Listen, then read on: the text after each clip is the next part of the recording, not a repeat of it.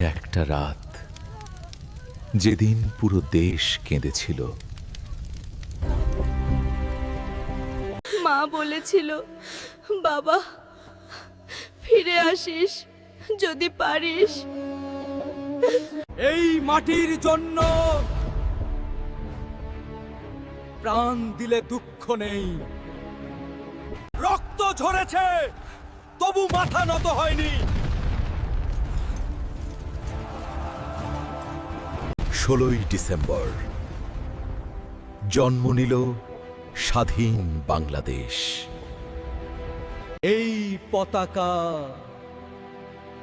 লাখো শহীদের রক্তে কেনা, তাদের স্বপ্নেই বেঁচে আছে স্বাধীনতা।